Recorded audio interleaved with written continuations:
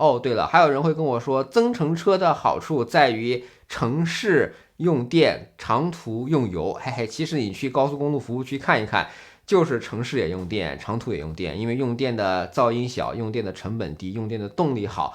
之所以喊着长途要用油，只有一个原因，他们的电池太小了，不足以支撑长途。那既然你的所有的优势是来自于电池所提供的，为什么你还要买增程呢？一步到位，上纯电，好吧？好，各位买好，我是董买买。未来5月份的交付量出来了，20544台，同比增加了234%，又一次突破2万台交付量了，今年的新高。最近一周呢，未来的交付量也是明显上涨，达到了6700台。注意啊，这里说的是交付量，交付到消费者手中的。那销量的数字呢，其实是更加高的。新势力里面呢，这个水平呢是只比带油箱的车少了啊。新势力中妥妥的纯电一哥。考虑到未来30万以上的高端定位啊，未来在纯电领域的统治能力可见一斑。这恐怕会出乎很多人的意料吧？毕竟按照一些弱智的言论，他们喜欢看到的场景是未来的销量下滑呀，月销从1万降到几千台啊，最终倒闭，是不是？结果呢，事情就是不按照他们的想法去发展，就是不停的去打他们的脸。BBA 的纯电价格呢，倒反而是越来越低了。宝马 i3 的落地价格都已经是在20万以下了，奔驰 EQE 呢也都做到30万以下了。未来呢，稳如老狗，销量还能不停的往上涨。这还是在今年未来品牌并没有新车的情况下，高端纯电市场就是这么猛啊！不靠油箱，硬是接住了这一波油车的消费升级。30万以上的纯电市场未来有如此高的占有率，那我就马后炮一下吧，未来究竟做对了些什么事儿吧？销售方面呢，显而易见的是，3月份的时候通过 Bus 的价格调整，卖车呢可以直接减7万，每月的租金呢从原来的980元降低到了728元，配合呢负4赠1的政策，释放了消费的潜力啊。22.8万的 ET5 跟 ET5T，26.8万起售的 ES6，用户实际支付价格不到30万就有机会买蔚来，这个还是很动人的，对不对？像在未来的高端车型里头，比如 ET7 的改款啊，全面改良的座椅，加了屏幕，那销量呢应该也会慢慢的上去的。昂贵的车型呢，诸如 ES8 这样的，选择 Bus 之后呢，购置税还可以合法合理的省掉1万多块钱，等于你就白嫖了1年多的租金，这些呢都让未来的消费者们更加愿意选择使用 Bus 方式来购买，这就是未来的体系化优势啊。电池的价格呢是在下降的，未来呢就能使用 Bus 的价格，让用户实际支付电池的月租金下降。我们这批老车主当年是980块钱每个月签的合同的，一样可以跟着调价到728元。这个呢就是租电池的威力啊，降低了首次支付的门槛，减少了购置税的开支。每个月728块钱的租金，如果你开一台未来同等动力的 V8 燃油车，可能这都不到一箱油钱。所以一定程度上，这就是释放了购买的力量。跟油车相比，蔚来是有优势的；跟电车相比 ，Bus 这一套东西也是独一份的存在。当然了，光靠 Bus 的租金下调这样的销售策略也不行啊，本质上呢还是产品的优势。买车呢其实有点像一个人去学习啊，一个强悍的人呢肯定是在自己的专业领域做得很专，那在其余的广泛的领域上呢也要是优秀的。买车呢其实也差不多，诚然呢有些人啥也不懂，觉得车好看，觉得牌子行，那也就买了，但是更多的人面对自己辛辛苦苦挣的钱的时候，还是会有一些思考的。这个时候呢，未来多年勤勤恳恳的体系化竞争力，猛投研发就开始带来了一些回报了。在安全上，最近日本的鞠躬先生们不是又开始展现自己的工匠精神了吗？是吧？好几家车企都开始出来道歉。令我十分不解的是，马自达竟然在50公里每小时的正碰上，这么简单的一个碰撞测试都要作弊啊！它不使用碰撞传感器来触发气囊，而使用倒计时的方式来作弊。在这种安全性质的配置上面，他们都选择来作弊，真的是很有工匠精神啊，我只能这么说。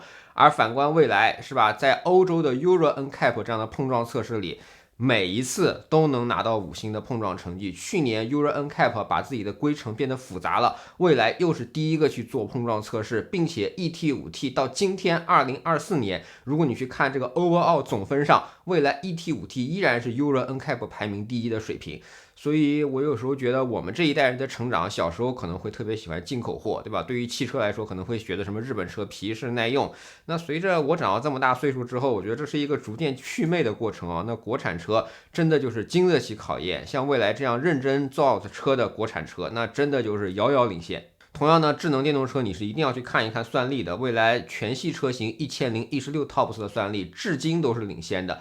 可以往明年看一下，可能也还是领先的。高端品牌呢，其实讲究的是一个是冗余，另外一个呢就是潜力。虽然未来的乐道车型可能它只用一块傲人芯片就可以做到城市级别的辅助驾驶，对吧？但是未来用了4颗傲人芯片，它的潜力就是更大，它的冗余就是更多，这也是一个高端品牌所必须要做到。你可以看到国家昨天4部委公布了第一批 L3、L4 可以试点跑起来的品牌，蔚来呢是作为唯一的新势力进入到那个品牌的，那里面总共那个名单总共只有9家车企蔚来进去了，你可以感受一下，这也是蔚来长期自研坚持每台车高算力，在智能辅助驾驶这一块有着绝佳的应用，并且有机会展现出自己自动驾驶实力的一种认可吧，你可以这么理解，对不对？所以呢，有了 L3、L4 牌照之后，有一些东西一定可以开始尝试起来了，比如说离车自主换电，这是一定可以去做的。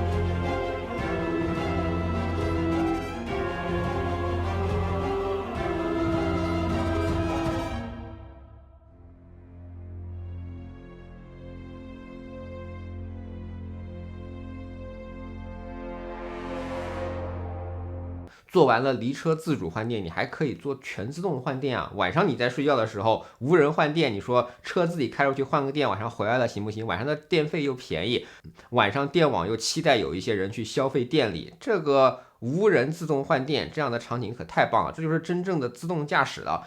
你买蔚来，你买1016 TOPS 的蔚来是有机会在长期的使用过程中保持自己的领先优势的，那更不要提未来的车审美，那就是好看啊，对吧？而且是完全原创的外观展现出的好看的审美，这一点难能可贵啊。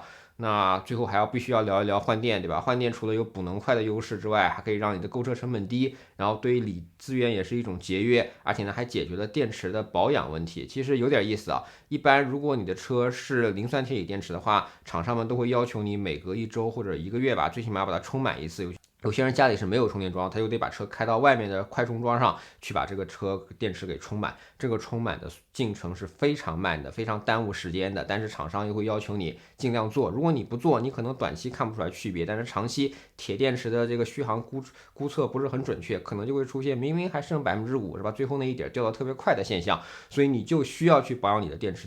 但今天如果你有换电体系的话，当换电站发现你的电池需要保养的时候，换电站就轻轻松松帮你把它保养好了，你什么事儿都不用做。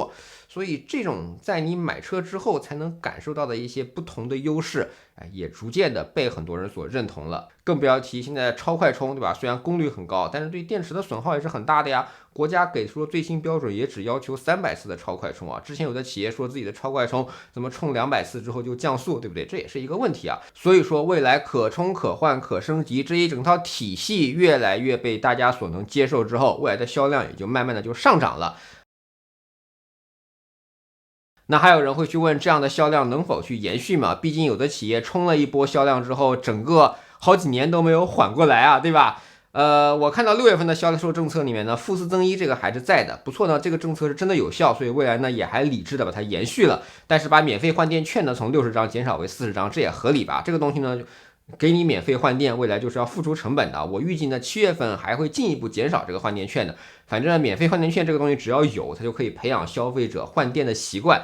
你一旦有了换电习惯之后，3分钟换电跟几十分钟的充电，它不怕你不用啊，对不对？所以我个人评估6月份的政策呢，会导致整个销量会继续往前走，而且可以稍微展望一下接下来连续2个月的高位交付了。到第3季度的时候，乐道品牌又开始逐渐交付车了，能换电的 Y21.9万的价格还能 Bus 之后的价格肯定是10几万的起步啊。我觉得非常容易的就可以再掀起一波新的市场。那高端纯电呢，你看看蔚来；豪华市场呢，你去看看乐道。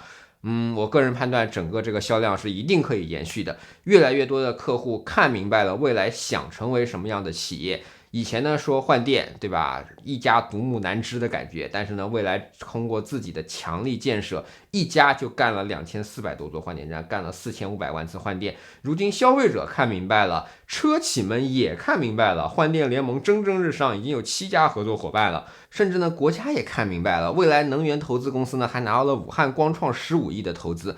懂行的人，你去看一看武汉光创的股东哦，你就明白了。国家队出手支持蔚来能源，证明蔚来是符合政策趋势的。往小了看，换电呢让你补能快，让你买车省钱；往大了说，换电节约的资源啊，对于消解绿电都有极大的支持能力，还能反向的去稳定电网，这肯定不是超充所能比的。天天去喊着蔚来倒闭的人，从2018年一直喊到了2024年，除了他们的认知在原地踏步之外，我觉得他们的收入大概率也没啥增长吧，因为他连社会怎么运行的都不懂。当然了，也许他们也是懂的，他们要做的呢，只是输出一些弱智信息去匹配自己的那帮受众而已。所以其实油车的下一台呢是电车，增程的下一台呢是纯电，纯电的下一台呢是换电。越是往前发展，未来的销量会越来越容易。好了，以上就是本期懂买买的视频，希望你能喜欢。如果对我视频感兴趣，不要忘记评论、收藏、订阅懂买买。买买在头条、B 站、微博以及 YouTube 都有自己的账号。我们下次再见，拜拜。